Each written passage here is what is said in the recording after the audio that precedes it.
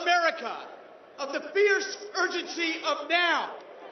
Now is the time to open the doors of opportunity to all of God's children.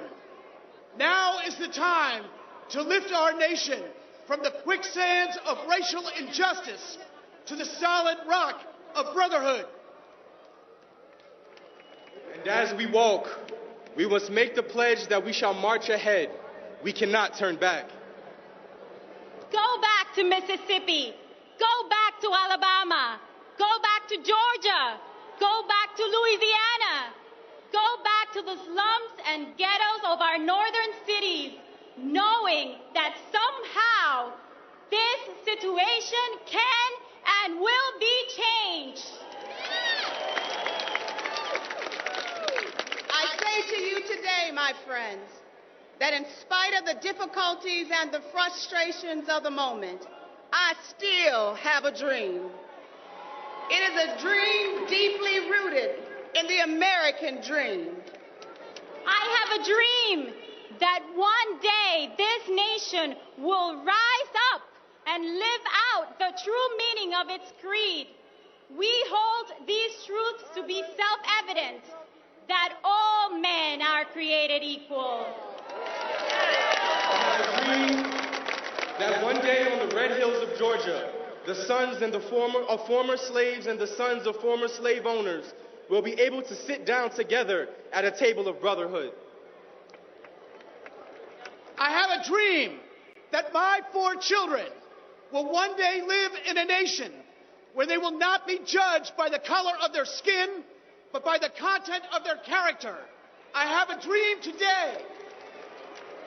I have a dream that one day the state of Alabama will be transformed into a situation where little black boys and black girls will be able to join hands with little white boys and white girls and walk together as sisters and brothers. I have a dream today. I have a dream today that one day every valley shall be exalted, every hill and mountain shall be made low, the rough places will be made plain, and the crooked places will be made straight. And the glory of the Lord shall be revealed, and all flesh shall see it together. This is our hope. This is the faith with which I return to the South. With this faith, we will be able to work together, to pray together, to struggle together, to go to jail together, to stand up for freedom together, knowing that we will be free one day. This will be the day when all of God's children will be able to sing with a new meaning. My country, 'tis of thee, sweet land of liberty, of thee I sing, land where my fathers died, land of the pilgrim's pride, from every mountainside, let freedom ring. And if America is to be a great nation, this must become true. So let freedom ring from the prodigious hilltops of New Hampshire. Let freedom ring from the mighty mountains of New York. Let freedom ring from the heightening Alleghanies of Pennsylvania. Let freedom ring from the snow-capped Rockies of Colorado. Let freedom ring from the Convergence peaks of California. But not only that, let freedom ring from Stone Mountain of Georgia. Let freedom ring from Lookout Mountain of Tennessee. Let freedom ring from every hill and from every molehill of Mississippi. From every mountaintop, let freedom ring. When we let freedom ring, when we let it ring from every village and every hamlet, from every state and every city, we will be able to speed up that day when all of God's children, black men and white men, Jews and Gentiles, Protestants and Catholics will be able to join hands and sing in the words of the old Negro spiritual. free at last. Thank God Almighty, we are free at last. God Almighty, we are free at last. Now, two great Americans. Karen Narasaki is a human rights activist and president of the Asian American Justice Center, whose mission is to advance civil rights for Asian Pacific Americans. And this gentleman is Mark Morial, the former mayor of New Orleans and president and CEO of the National Urban League. God bless you, and welcome to the One Nation March. The National Urban League is the nation's leading civil rights organization dedicated to jobs and economic empowerment. We are 100 years young, and we empower 2.1 million people across the nation each year. We empower children, we empower families, we empower young and old, black, white, Latino, Asian, and Native American, and we connect them to good jobs, good schools, good housing, and good health care. We are empowered in 100 affiliate cities across America. We march today. We rally today because people in our cities, in Detroit and Philadelphia, in Akron and New Orleans, in Memphis, in Peoria, in Richmond, in Omaha, in St. Louis, in Nashville, in Chattanooga, in Columbia, South Carolina, and in your hometown, too many people are hurting. And without good jobs to support their families, and without good jobs to support our families, our nation cannot recover from this jobs crisis. We march today because we look around our communities and this nation and we see an epidemic of housing foreclosures, tax policies which benefit only the wealthiest, jobs being shipped overseas, $1 trillion misspent on the war in Iraq, and 15 million Americans out of work. We march today because behind these figures are people, our children, our mothers, our fathers, our grandmothers, our grandfathers, and our neighbors.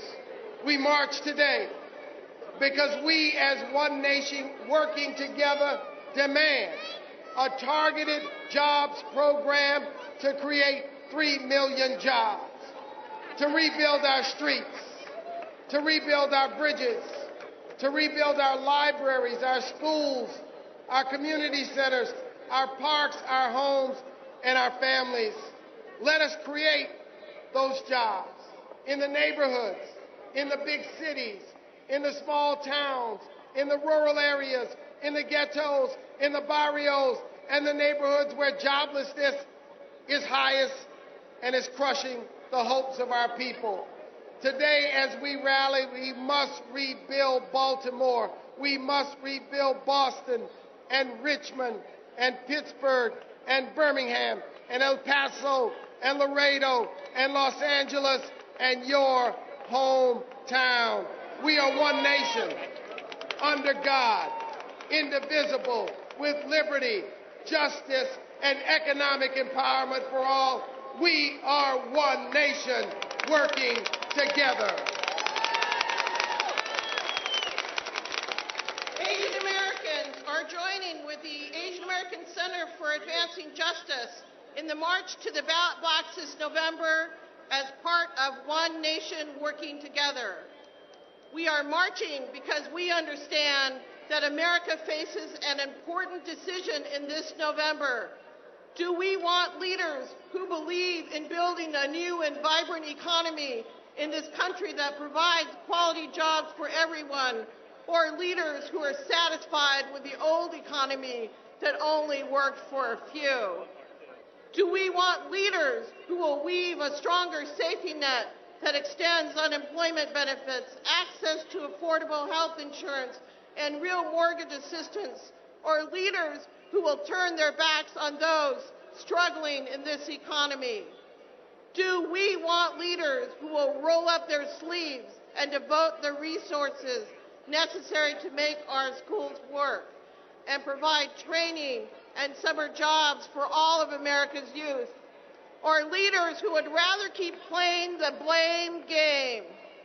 We are marching together because we seek to elect leaders who believe that government has a responsibility to end discrimination in the renting, purchasing, and financing of homes.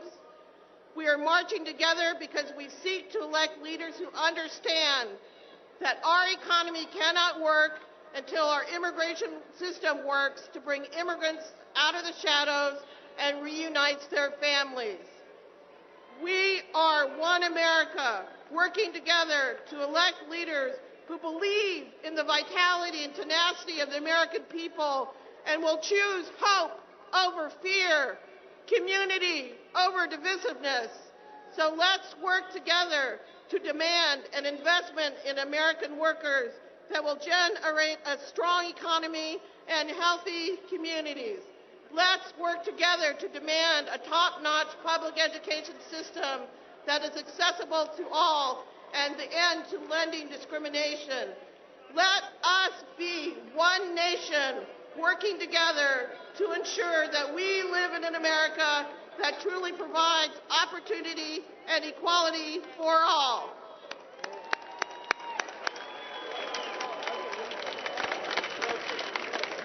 Please welcome Eli Flores and Bishop Garrison.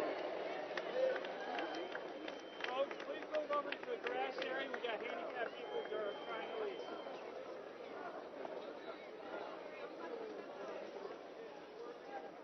Ladies and gentlemen, my name is Bishop Garrison. I am from the Commonwealth of Virginia, and I am here to tell you today that you are not alone.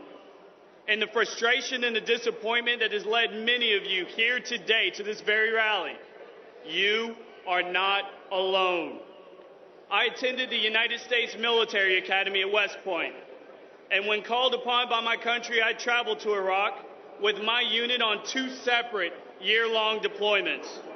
And once I returned home and made the decision to move on to the next stage of my life outside of the military, I found that the opportunities in the job force were more than simply lacking. With the support of my family, I became one of the lucky ones. But for months following the completion of my graduate studies, I struggled to secure adequate work. I was not the outlier in America's economic downfall, folks. My story had become the norm for our job market. I knew soldiers who had served admirably on multiple deployments, who were forced to choose between additional cold nights in the desert away from their families and loved ones, or ensuring that their families were properly provided for. Without a second thought, without so much as a sound, these tired fighting men and women chose the latter. Even those blessed with the opportunity of returning home have found themselves left out in the cold. But they are not alone. Servicemen and women aren't the only ones suffering today. We know this, folks. Past administrations of this government aided in driving this country into trillions of dollars of debt to support wars abroad while the working class continues to pay the bill and the poorest of our society fight for their very well-being. They are not alone. The government has stressed the necessity of a fight thousands of miles away from our shores while gang members maim and murder in broad daylight on the streets of this nation's very capital. Banks were left unregulated and free to literally steal billions in savings from good and honest and hardworking American families. This is the America we return to. This is the America we fought so diligently for. We were looking out for America, but when we came back, America was not looking out for us. Please, ladies and gentlemen, don't misunderstand my words here today. Our society has made great strides in recent